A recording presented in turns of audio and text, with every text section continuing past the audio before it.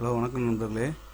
இன்றைக்கி நம்ம எதை பற்றி பார்க்க போகிறோம்னா, ஒரு A4 நோட்டீஸு மல்டி கலராக இருக்கட்டும், சிங்கிள் கலராக இருக்கட்டும், இது பண்ணாலும் நம்ம கரெக்டாக அக்யூரேட்டாக எப்படி மார்ஜின் 4 பக்கமும் பாட்டம் டாப் ரைட் லெஃப்ட்டு எப்படி மார்ஜின் அக்யூரேட்டாக விடணும். நம்ம மேனுவலாக செஞ்சால் நல்லா இருக்காது. அதை அக்யூரேட்டாக கரெக்டாக எப்படி நம்ம செட் பண்ணி ஒர்க் அவுட் பண்ணுறது, அது உங்களுக்கு ஒர்க் நல்லாயிருக்கும் பார்க்குறதுக்கு. அதை நம்ம ஈஸியாக எப்படி நம்ம க்ரியேட் பண்ணலாம் அதை பற்றி பார்க்க போகிறோம். நாம் வீடியோ தொடர்ந்து போட்டு வரோம். வீடியோ பாருங்கள், லைக் பண்ணுங்கள், ஷேர் பண்ணுங்கள், சப்ஸ்கிரைப் பண்ணுங்கள். நீங்கள் சப்போர்ட் பண்ணால் தான் எனக்கு நல்லது. ஏன்னா இது மாணவர்களுக்கு யூஸ்ஃபுல்லாக இருக்கும். தமிழில் இந்த தமிழ்நாட்டு மக்களுக்கு தமிழில் விளங்கும்படி நான் எடுத்துக்கிட்டு இருக்கேன் கிளாஸு. எனக்கு வீடியோவை பாருங்கள், பிடிச்சிருந்தால் லைக் பண்ணுங்கள், ஷேர் பண்ணுங்கள், சப்ஸ்கிரைப் பண்ணுங்கள். தொடர்ந்து நம்ம வீடியோ போட்டு வரோம். வீடியோ கடைசி வரைக்கும் பாருங்கள், அப்போ தான் உங்களுக்கு புரியும். அப்படியே அந்த சப்ஸ்கிரைப் பட்டனை தட்டி விட்டுருங்க. இப்போ ஃபோட்டோஷாப் ஓப்பன் பண்ணிவிட்டு நியூ ஒரு ஃபைல் ஓப்பன் பண்ணிங்க. நான் A4 ஓப்பன் பண்ணிக்கிறேன். அதில் CMYK செட் பண்ணிக்கோங்க. உங்கள் ஒரு கலர் தான் கிரே ஸ்கேல் பண்ணிக்கலாம். ஓப்பன் பண்ணிட்டேன்.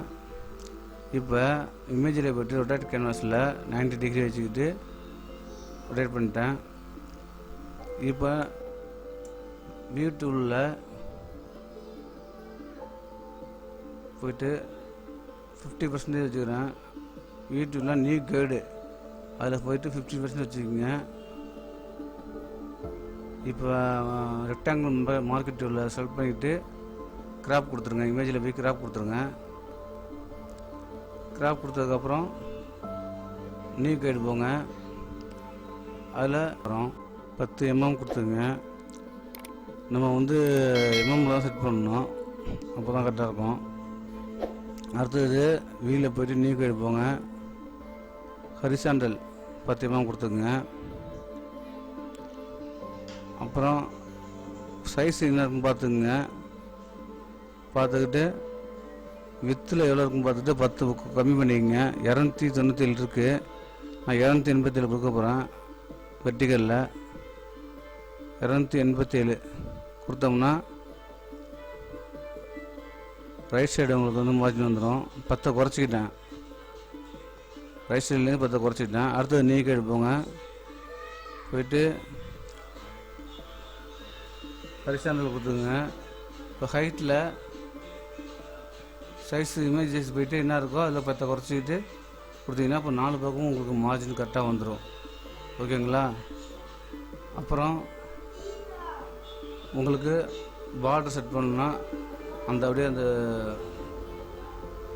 அந்த மார்ஜினை செலக்ட் பண்ணிட்டு பார்டர்னு டைப் பண்ணிக்கங்க. டைப் பண்ணிக்கிட்டு ஓகே கொடுத்துங்க. Ctrl+Shift+N கொடுத்துங்க.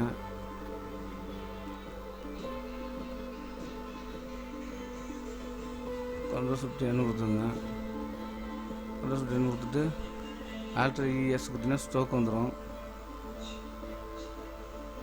இந்த மெத்தடை நீங்கள் ஃபாலோ பண்ணிங்கன்னா உங்களுக்கு ஒர்க்கு நல்லா ஃபினிஷிங் நல்லாயிருக்கும். உங்களுக்கு யூஸ்ஃபுல்லாக இந்த வீடியோ இருக்குன்னு நினைக்கிறேன். கண்டிப்பாக நீங்கள் சப்ஸ்கிரைப் பண்ணணும். நீங்கள் சப்ஸ்கிரைப் பண்ணால் தான் எனக்கு நான் போடுற வீடியோவுக்கு ஒரு ஆப்பர்ச்சுனிட்டி கிடைக்கும். மறக்காமல் சப்ஸ்கிரைப் பண்ணுங்கள். ஸ்டூடெண்ட்டுக்கெல்லாம் பார்த்துட்டு சப்ஸ்கிரைப் பண்ணாமல் விட்றாதீங்க. ட்ரை பண்ணுங்கள். தொடர்ந்து வீடியோ போட்டு வரோம். இப்போ பாருங்கள், இப்போ ஒரு கோவில் நன்கொடை ரசீது ரெடி பண்ணிட்டோம். இந்த லெஃப்ட் சைடில் நம்ம ஒரு பாக்ஸ் ஒன்று போட்டு இந்த பக்கமும் இந்த பக்கம் பிரிக்கணும். பிரித்து அப்படியே நம்ம டைப் பண்ண வேண்டியதுதான்.